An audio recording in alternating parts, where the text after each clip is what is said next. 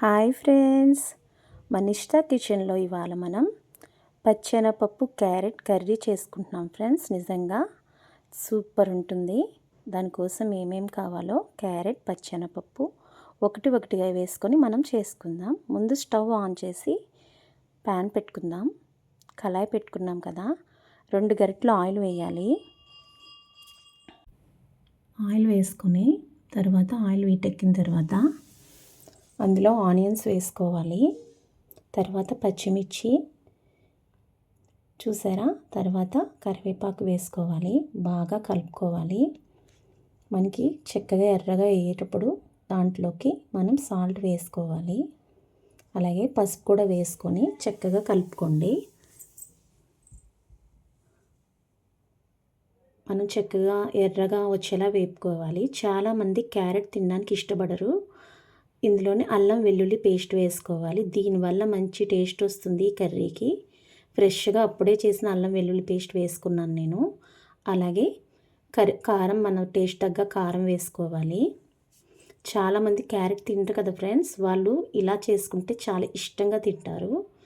తర్వాత మనం చిన్న చిన్న ముక్కలు చేసుకున్న క్యారెట్ని వేసేసుకోవాలి. తర్వాత నేను 1 కప్పు తీసుకున్నాను పచ్చెనపప్పు. 2 అవర్స్ ముందే నానబెట్టుకున్నాను. దాన్ని కూడా వేసేసుకొని శుభ్రంగా మనం దగ్గర కలిపేసుకుందాము. మొత్తం ఒక 5 నిమిషాలు మూత పెట్టుకొని చక్కగా దగ్గరికి అయ్యేలా కలుపుకుందాము. చూసారా, మనకి చక్కగా దగ్గరికి అవుతుంది కదా. ఆయిల్ ఇలా పైకి తేలేటప్పుడు ఒక 1/2 గ్లాస్ వాటర్ వేసుకోండి.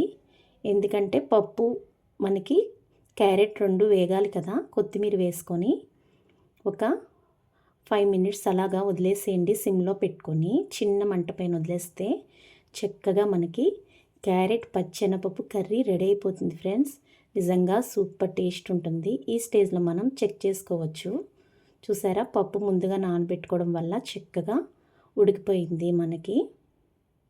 నేను లాస్ట్ అండ్ ఫైనల్గా ధనియాలు, జీలకర్ర, పుట్నాల పప్పు, ఎండుమిరపకాయలతో చేసుకున్న పౌడర్ కొంచెమే వేస్తాను. దీనివల్ల మంచి టేస్ట్ వస్తుంది.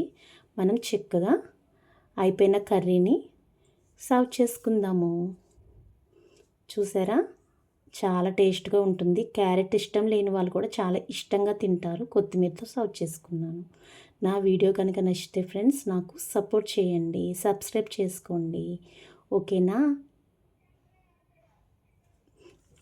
సూపర్ టేస్ట్ ఉంటుంది ఫ్రెండ్స్. Okay, bye.